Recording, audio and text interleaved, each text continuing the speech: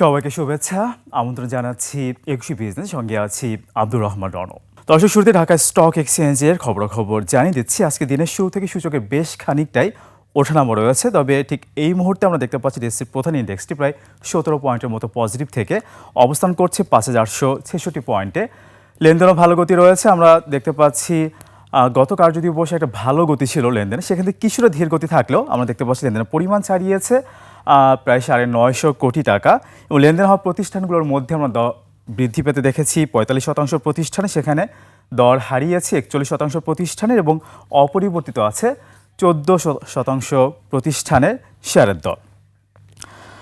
দর্শক, শুরুতেই গতকালকের ব্লকে যে কোম্পানিগুলোর লেনদেন হয়েছিল সেগুলোর খবরাখবর একটু জানিয়ে দিই। এবং আমরা একটা জিনিস আমরা ব্লকে দেখে থাকি, যেই শেয়ারগুলো গত ১ বছর অথবা ২ বছরে ৩ গুণ ৪ গুণ অথবা ৫ গুণ বৃদ্ধি পেয়েছে, সেই কোম্পানিগুলোর শেয়ারই সবচেয়ে বেশি পরিমাণে আমরা দেখি যে ব্লক মার্কেটে লেনদেন হয়। এবং সর্বোচ্চ সার্কিট 10%-এ অথবা সর্বনিম্ন সার্কিট 10% আমরা সেই শেয়ারগুলো লেনদেন হতে দেখি। তো এই বিষয়টি একটু খতিয়ে দেখা যেতে পারে, কেন কারা কিনছে এই দরে বা কারা সেল করছে। আমরা যদি একটু দেখে নিই, আমরা যদি গত কার্যদিবসের ব্লক মার্কেটের চিত্রটি দেখে নিই, সবচেয়ে বেশি লেনদেন হয়েছে যে কোম্পানিগুলোতে সেগুলোর খবর যদি আমরা একটু দেখে নিই, আমরা দেখব যে গত কার্যদিবসে সবচেয়ে বেশি লেনদেন হয়েছিল ব্লক মার্কেটে ডোমিনোজ স্টিলের। লেনদেনের পরিমাণ ছিল প্রায় ৬ কোটি টাকার। আমরা জানি যে গত ১-১.৫ বছরে কোম্পানিটির শেয়ার কিন্তু ১০ টাকা থেকে ৮৫ টাকার উপরেও লেনদেন হয়েছে। এবং এই পর্যায়ে এসে কিন্তু আমরা মাঝে মাঝে কিন্তু কোম্পানিটি ব্লক হতে দেখতে পাচ্ছি। আমরা দেখতে পাচ্ছি এশিয়াটিক ল্যাবকে গত কার্যদিবসে লেনদেন হয়েছিল প্রায় ৩ কোটি টাকার। এবং এশিয়াটিক ল্যাবরেটরিজের আমরা দেখতে পাচ্ছি আমরা দেখতে পাচ্ছি যে গত প্রায় ১ বছরে ৩০ টাকা থেকে এই কোম্পানিটি লেনদেন হচ্ছে ১৪৫ টাকার উপরে, অর্থাৎ অনেক গুণ আসলে দর বৃদ্ধি পেয়েছে এশিয়াটিক ল্যাবের। এছাড়া অ্যাপি স্পিনিং আমরা কিছুদিন আগেও দেখেছি লেনদেন হয়েছে ১৯০ টাকার আশেপাশে, সেখান থেকে এখন কিছুদিন আগেও লেনদেন হয়েছে ৪৪০ টাকার আশেপাশে। সেই কোম্পানিটি কিন্তু গত কার্যদিবসে ব্লক মার্কেট লেনদেন হয়েছে প্রায় ২ কোটি টাকার। এছাড়া ডেফোডিল কম্পিউটার কিন্তু কিছুদিন আগেও লেনদেন হচ্ছিল, আমরা দেখতে পেয়েছি ২৫ থেকে ৩০ টাকায়, সেখান থেকে সে কোম্পানি লেনদেন হচ্ছে ১৬০ টাকার আশেপাশে। এবং এই কোম্পানিটি গত কার্যদিবসে ব্লকে লেনদেন হয়েছিল প্রায় ২ কোটি টাকার। ফাইন ফুডের গত কার্যদিবসে ব্লকে লেনদেনের পরিমাণ ছিল প্রায় ৫.৫ কোটি টাকার। এবং ফাইন ফুডস কিন্তু টানা আমরা দর বৃদ্ধি পেতে দেখছি। আমরা গত ৩-৪ বছর কোম্পানির শেয়ার কিন্তু কয়েক গুণ দর বৃদ্ধি পেতে দেখেছি।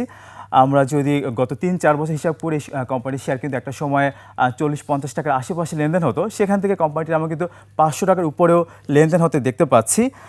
জিকিউ বল পেন কিছুদিন আগেও আমরা জানি যে লেনদেন হচ্ছিল ১৫০ থেকে ২০০ টাকার আশেপাশে, সেখান থেকে ১ বছরের মাথায় কিন্তু কোম্পানির শেয়ার লেনদেন হচ্ছে ৭০০ টাকার আশেপাশে।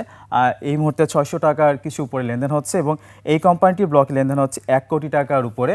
এছাড়া আমি যদি জানিয়ে রাখি, আইপিডিসিও কিছুদিন আগে ২০ টাকার আশেপাশে লেনদেন হচ্ছিল, সেটাও কিন্তু অনেক দর বৃদ্ধি পেয়েছে। আমরা জানি কোম্পানিটি কিন্তু তদন্তের কথাও বলা হচ্ছিল এবং এই কোম্পানিতে গত কার্যদিবসে ব্লকে লেনদেন হয়েছে প্রায় ৩.৫ কোটি টাকার।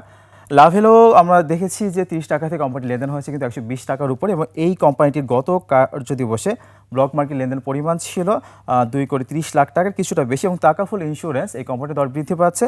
এই কোম্পানিটি গত কার্যদিবসে ব্লক মার্কেট লেনদেন পরিমাণ ছিল ১,৬৫,০০,০০০ টাকার, কিছুটা বেশি। অর্থাৎ ব্লকে কিন্তু আমরা দেখতে পাচ্ছি যে এই কোম্পানিগুলোর শেয়ারের দর অনেক বৃদ্ধি পেয়েছে বিগত সময়গুলোতে।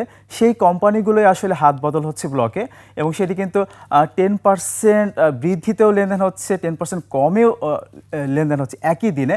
অর্থাৎ কোনো বিনিয়োগকারী যদি আজকে 10% কমে সে শেয়ারটি কিনতে পারে, আগামী কার্যদিবস এবং এর পরের কার্যদিবস ম্যাচিউর ডেটে কিন্তু সেটা ভালো লাভ নিয়ে বের হয়ে যেতে পারে। তো এটি আসলে ম্যানিপুলেশনের কোনো একটি টুলস কিনা, এই বিষয়টি আসলে দেখা উচিত বলে মনে করছেন বাজার সংশ্লিষ্টরা। আজকে ইন্ডেক্সের পজিটিভ ট্রেন্ড রয়েছে যে কোম্পানিগুলো, সেগুলোর মধ্যে আমরা দেখতে পাচ্ছি পজিটিভ ট্রেন্ড রয়েছে বেক্সিমকো ফার্মা এবং ইন্ডেক্সে পজিটিভ প্রভাব রেখেছে ৩.26 পয়েন্ট। এছাড়া রয়েছে ইসলামী ব্যাংক লিমিটেড, এটি আমরা দেখতে পাচ্ছি ইন্ডেক্সে পজিটিভ প্রভাব রেখেছে 2.32 পয়েন্ট। ব্র্যাক ব্যাংকে দেখা যাচ্ছে ইন্ডেক্সে পজিটিভ প্রভাব রেখেছে 1.78 পয়েন্ট। এছাড়া ব্যাডবিসি 1.63 এবং Lafarge wholesale Bangladesh limited 1.53 point বৃদ্ধিতে সহায়তা করেছে ইন্ডেক্সের। এছাড়া নেগেটিভ প্রভাব রেখেছে যেই কোম্পানিগুলো, সেগুলোর মধ্যে আমরা দেখতে পাচ্ছি রয়েছে বিএসসি 1.96 পয়েন্ট কমিয়েছে ইন্ডেক্সকে। তিতাস গ্যাস আমরা কয়েকদিন বৃদ্ধি পেতে দেখলাম এবং আমরা দেখলাম যে তিতাস গ্যাস এটি 1.43 পয়েন্ট কমিয়েছে ইন্ডেক্সকে। বিএসসি 0.60 পয়েন্ট কমিয়েছে ইন্ডেক্সকে। গ্রামীণ ফোন 0.58 পয়েন্ট কমিয়েছে ইন্ডেক্সকে এবং ইএইচএল 0.48 পয়েন্ট কমিয়েছে ইন্ডেক্সকে। দর্শক জানিয়ে রাখি ডিএসসি 30 ইন্ডেক্সে কিন্তু নতুন কয়েকটি কোম্পানি যুক্ত হয়েছে। এগুলোর মধ্যে রয়েছে বিএসআরএম লিমিটেড, আরও রয়েছে একমি ল্যাবরেটরিজ, আরও রয়েছে পাওয়ার গ্রিড এবং তিনটি বেশ ভালো কোম্পানি। এবং যে কোম্পানিগুলো বাদ পড়েছে সেগুলোর নাম একটু জানিয়ে দিচ্ছি। কোহিনুর কেমিক্যাল কিছুদিন আগে বেশ ভালো একটা লেনদেন হচ্ছিল। ইউনিক হোটেলেরও আমরা দেখতে পাচ্ছি সেই ইন্ডেক্স থেকে ইউনিক হোটেলের আমরা দেখতে পাচ্ছি সেই তালিকা থেকে আসলে বাদ পড়েছে। আরেকটি শেয়ার লিন্ডে বিডি, সেটিও আসলে তালিকা থেকে বাদ পড়েছে।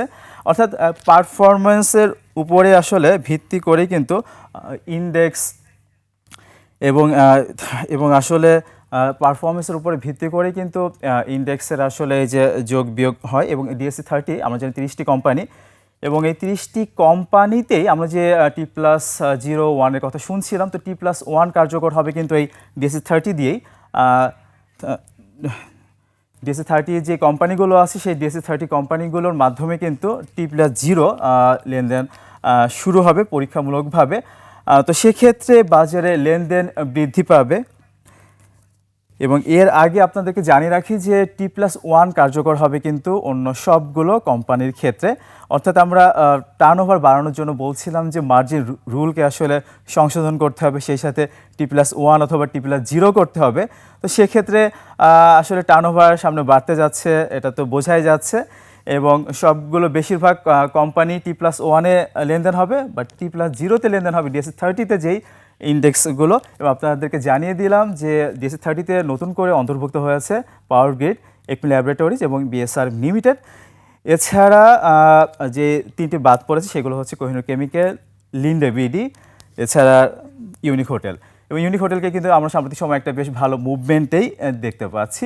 তবে এটি আসলে বাজারের জন্য ভালো হবে বলেই মনে করছেন বাজার সংশ্লিষ্টরা। তবে এই বিষয় নিয়ে কিন্তু আসলে অনেকেই অনেক ধরনের মত দিচ্ছেন।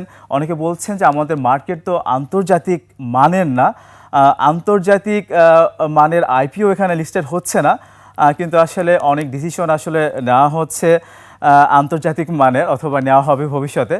তো তারপরেও আসলে বিনিয়োগকারী প্রত্যাশা করেন মার্কেটে যেন আস্থা বৃদ্ধি পায়, মার্কেট যেন গতি আসে, টার্নওভার যেন বৃদ্ধি পায়। তো আমরা সেই প্রত্যাশা করব। এবং বন্ধ কোম্পানি নিয়েও কিন্তু আমরা সাম্প্রতিক সময় কিন্তু দেখছি বেশ কিছু মহল থেকে কথা হচ্ছে। সাম্প্রতিক সময়ে বিএসসি চেয়ারম্যানের বরাদ দিয়ে বলা হচ্ছিল যে বন্ধ কোম্পানি লেনদেন বন্ধ হবে, কিন্তু গত কার্যদিবসেই কিন্তু স্পষ্টীকরণ করা হয়েছে এরকম কোনো কথা কিন্তু আসলে বিএসসির তরফ থেকে আসলে বলা হয়নি। আসলে যদি বলছিলাম আন্তর্জাতিক মানের আসলে তালিকাভুক্তি কিন্তু আমাদের এখানে হচ্ছে না, কিন্তু হঠাৎ করে এসে যদি এরকম সিদ্ধান্ত নেওয়া হয়, এসিসি যদি অনেক হার্ড লাইনে চলে যায়, সেটা আসলে বাজারের জন্য খুব একটা ভালো হবে না বলে মনে করছেন বাজার সংশ্লিষ্টরা। কারণ আমরা গত কমিশনের আমলেই দেখলাম বেশ কিছু সিদ্ধান্ত নেওয়া হয়েছিল, আপাত দৃষ্টিতে বেশ ভালো মনে হচ্ছিল। মার্জিন রুলে যে সিদ্ধান্ত ছিল, অনেকগুলো কোম্পানি জেড ক্যাটাগরিতে পাঠিয়ে দেওয়া হয়েছিল, বাজার ভালোর জন্য মনে হচ্ছিল। কিন্তু আসলে আমরা গত কমিশনের আমলে দেখলাম প্রায় পুরোটা সময় কিন্তু একটা আতঙ্কের মধ্যে ছিল বিনিয়োগকারীরা, এবং মার্জিন রুল হওয়ার আগেই মার্জিন রুলের আতঙ্ক কিন্তু আমরা পুঁজিবাজার দেখতে পেয়েছিলাম। গত 2টা বছর আসলে গত কমিশন কিন্তু অপচয় করেছে, এটি অনেকেই মনে করছেন। তো অপচয় যেন না হয়, আমরা যেন সামনের দিকে এগিয়ে যেতে পারি। আমরা জানি যে নতুন সরকার কিন্তু বিনিয়োগ বান্ধব, পুঁজিবাজার বান্ধব, এবং আমরা দেখেছি বাজেটে কিন্তু পুঁজিবাজার বান্ধব অনেক সিদ্ধান্ত নেওয়া হয়েছে। আমরা কিন্তু এর আগে এতটা পজিটিভ সিদ্ধান্ত আসলে এইভাবে দেখিনি, এতটা পজিটিভ কথাবার্তা আমরা প্রধানমন্ত্রী, অর্থমন্ত্রী, এসএসসি চেয়ারম্যান কারো মুখ থেকে কিন্তু শুনিনি। তো আমরা প্রত্যাশা করছি এই মুহূর্তে এসএসসি খুব হার্ডলাইনে যাবে না, হ্যাঁ আস্তে আস্তে যেই প্রবলেমগুলো সেগুলো আমরা সলভ করব, কিন্তু আমরা আসলে 17 বছরে পুঁজিবাজার যে অবস্থা, আসলে যে অবস্থায় পৌঁছে গিয়েছিল সেখান থেকে আসলে উত্তরণ করতে হবে। তো সেই প্রত্যাশা আমরা করব। তো ঠিক এই মুহূর্তে আমরা যদি দেখে নিই ঢাকা স্টক এক্সচেঞ্জের শীর্ষে যে কোম্পানিগুলো রয়েছে সেগুলোর মধ্যে রয়েছে মালিক স্পিনিং, 31 কোটি টাকার মতো লেনদেন হয়েছে এবং এই কোম্পানির লেনদেন হচ্ছে 40 টাকা 80 পয়সায়। এটি ফান্ডামেন্টাল কোম্পানি, কিছুদিন আগেও লেনদেন হচ্ছিল 27 থেকে 28 টাকায়। 1 থেকে 1.5 মাসের মাথায় কিন্তু আমরা একটা ভালো মুভমেন্ট দেখতে পাচ্ছি। আমরা সবসময় বলি ভালো শেয়ারে যদি ভালো মুভমেন্ট থাকে, প্রাইস যদি আপ হয়, তো সাধারণ বিনিয়োগকারী থেকে শুরু করে প্রাতিষ্ঠানিক বিনিয়োগকারী সবাই কিন্তু আসলে ভালো শেয়ারের প্রতি আকৃষ্ট হবেন। দ্বিতীয় অবস্থানে ব্র্যাক ব্যাংকে দেখা যাচ্ছে, তৃতীয় অবস্থানে শার্প ইন্ডাস্ট্রিজ, চতুর্থ অবস্থানে লাভেলোকে দেখা যাচ্ছে, পঞ্চম অবস্থানে রয়েছে মেঘনা ইন্স্যুরেন্সকে। ব্র্যাক ব্যাংকের লেনদেনের পরিমাণ ছাড়িয়েছে প্রায় 24 কোটি টাকা, শার্প ইন্ডাস্ট্রিজের লেনদেনের পরিমাণ ছাড়িয়েছে 23 কোটি টাকার মতো। কিছুটা দুর্বল মূল্যভিত্তির কোম্পানিটি কিন্তু আমরা দেখতে পাচ্ছি টানা দর বৃদ্ধি পাচ্ছে। আমরা দেখতে পাচ্ছি 19 টাকা থেকে শেয়ারের লেনদেন হচ্ছে 27 টাকাতে।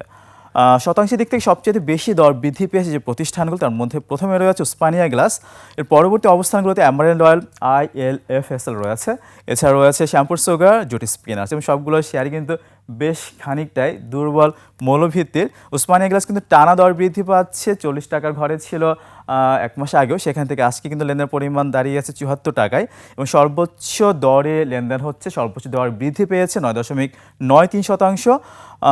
টার্নওভার ছাড়িয়েছে 91 লাখ টাকার, কিছুটা বেশি। অ্যামারেন্ট অয়েল আমরা দেখতে পাচ্ছি এই কোম্পানিটিও কিছুদিন আগে লেনদেন হচ্ছিল 15-16 টাকায়, সেটি কিন্তু টানা এক দফায় দর বৃদ্ধি পেয়ে 22-23 টাকাতে নেমে আবারও কিন্তু টানা দর বৃদ্ধি পাচ্ছে। আমরা দেখতে পাচ্ছি এই কোম্পানিটি লেনদেন হচ্ছে প্রায় 29 টাকায়। এই কোম্পানিটির আমরা দেখতে পাচ্ছি লেনদেনের পরিমাণ ছাড়িয়েছে প্রায় 2.25 কোটি টাকার মতো। ILFSL রয়েছে, লেনদেন হচ্ছে 1 টাকা 20 পয়সায়, টার্নওভার ছাড়িয়েছে 27 লাখ টাকার মতো। শ্যাম্পুর সুগার আমরা জানি যে এই কোম্পানিটির ট্রেড সাসপেন্ড গত কার্যদিবসেও ছিল, কিন্তু পরের দিনই আমরা দেখতে পাচ্ছি শ্যাম্পুর সুগার সর্বোচ্চ দর বৃদ্ধির তালিকায় রয়েছে, 8.73% দর বৃদ্ধি পেয়েছে।